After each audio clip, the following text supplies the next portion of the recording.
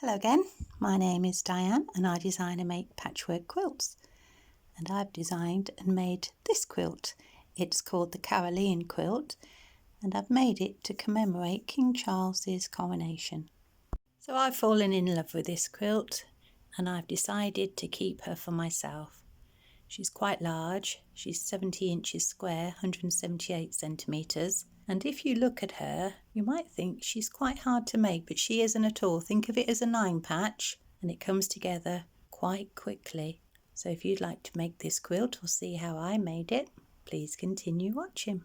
Well, on the day of the coronation, we were all treated to a spectacle of sensory overload. There was so much going on inside the Abbey, Westminster Abbey. It was a little bit difficult to take everything in.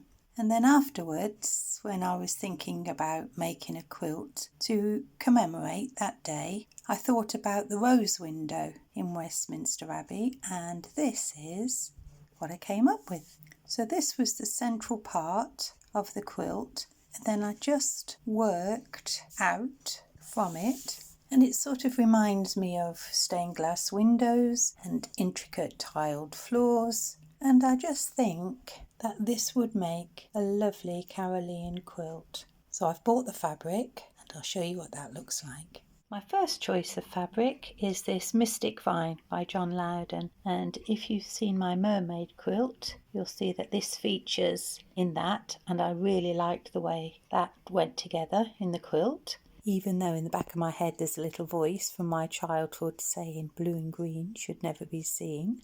And for my dark, I'm using this navy blue, and for my bright I'm using this golden yellow. So these three are the same fabric line, and then the fabric I chose to link them all is this one. It's Walter's Copse by the Crafty Lass. I think that is beautiful. So this is my selection of 6 fabrics. So this is the one that links everything together. So we have this lovely deep gold, which we have here. We've got the navy blue, which we have here. And then there's greens, the mottle green. I have this lovely teal and the white, which is picked up in the daisies. And in my mind, that is a beautiful quilt. In practice, I'll just have to sew it together and see. And just before I start to sew, I'm just going to show you something that I've altered, and it's that central piece. Originally I was going to have the gold in the centre on an on-point square, but now I've decided to flip that and put the gold on the outside, and the darker fabric is going to be on the on-point square. And for me, everywhere on this quilt that you can see this purple is going to be the teal. And my first task is to make 9 of these. And there we are. I've sewn 9 of these 4 patches together, and these are 3-inch half square triangles before they're sewn. So there are 4 stages to each of the blocks, and this is stage 1. That's the same for both blocks. And these are my prepared blocks for block A, and they're again 3-inch half square triangles. I prefer to work in all half square triangles when I'm working on a quilt like this, because I just think it makes it move nicer, it feels nice when I'm sewing it. But you could definitely have these as 3-inch squares, and I'll show you the layout for block A. And that's the layout for the second stage in block A. So I'll sew those together. So that's stage 2. It's looking very bright. On to stage 3. And that's the layout for stage 3. So I'll show you the layout for stage 4 now. And if you look closely, you can see there are 2 3-inch squares here together. Mine are half square triangles. But if you were going to use solid blocks, that would be 3 inches by 5.5 inches.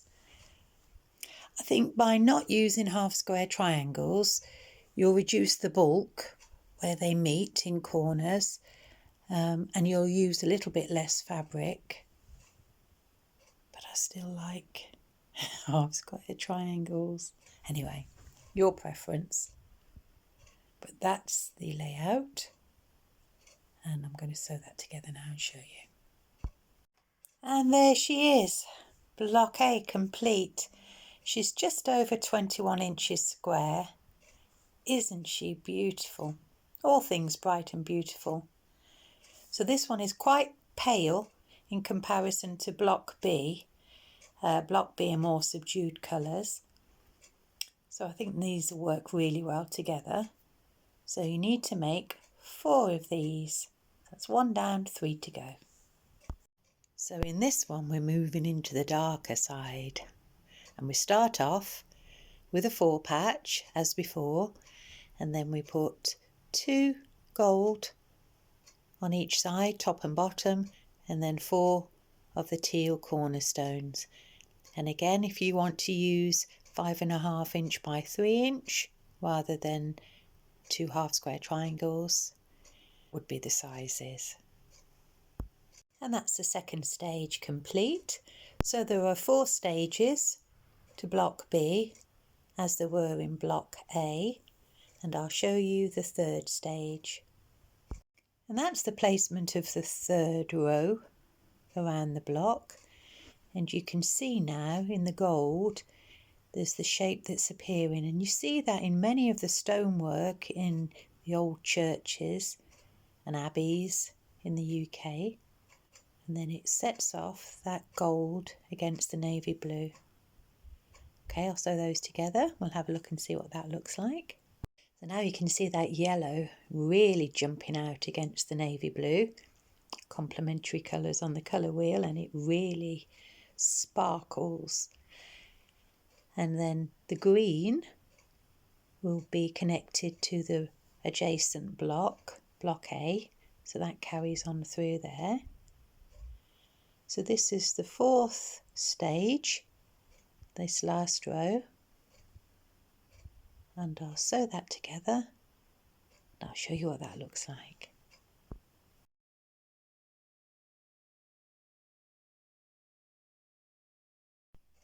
Well, I've sewn that together now, and I just want to show you a little tip. Because all of this is on the bias, because I've chosen to use half square triangles, there could be a tendency for it to stretch when you iron it. So I use a steam iron, and then I take a pillowcase, place that over the top and press down gently, and I'll show you how that goes. So I just keep this pillowcase for this purpose, and now I just gently pop it on. So I don't want to stretch it. So I've ironed it so it's nice and flat. So that's block A and block B, and that's how they'll sit next to each other. So I've made the 4 block A's, and you need 5 block B's. So that's the first one complete, 4 more to go. I'll put those together. We'll have a look and see what the whole quilt looks like. There we are, all of the 9 blocks are complete, and I think she looks really lovely. Look how bright she is. I love that white line that goes across the quilt.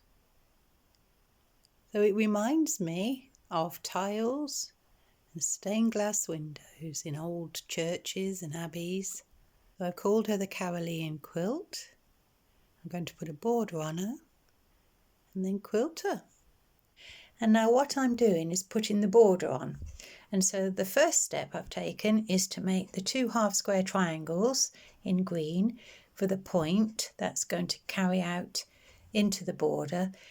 And then on either side of those half square triangles is an 8 1/4 inch strip. So it's 3 inches by 8 1/4. And what happens when I put this on to this block, this eliminates all the stretch that we have here in the bias seams, and it will square up our quilt for us. And it's a lot easier to do the border in sections than it is in one fell swoop. Well, I've made the decision that I'm going to keep this quilt. I just love it. It will go lovely in my newly decorated bedroom. So I'm treating myself. And I'm thinking it will make a really nice coverlet for the summer. So on the back here, I'm quilting now in a crosshatch. And on the back, I have a duvet, what was a duvet cover. It was 400 count cotton. It was quite expensive. It was beautiful, feels beautiful, but the colour is just a little bit insipid for me. And so at the moment, as I say, I'm cross-hatching it in one direction and I'm putting one layer on, but I may decide to add another layer. So technically it'll be a quilt then. So there's a sandwich, there's 3 parts, and put the other crosshatch in the other direction to attach the 3rd layer. Not yet decided. Well, the binding's on and I have cross-hatched the central part of the quilt, and I'm just running a row of stitches in the ditch just to meet these points, just to tidy it up from the back. And I decided to leave her as a coverlet because she is large and she's quite heavy, and I want to use her as a summer cover. And I'll show you what she looks like. And there she is, finished, and I love her. So it's something to keep, to commemorate King Charles's coronation. She's quite large. She's 70 inches square, 178 centimetres. And I think she's beautiful. And I'd just like to take this opportunity to thank you all for subscribing. It's been great. I now have a community channel, and what I intend to do is take images of the design of this quilt and put it in the community channel so that if you want to make it, they're there for your reference. So thanks again for subscribing and for watching. Hit the notification button and you'll catch the next one, if you want to watch any more, that is.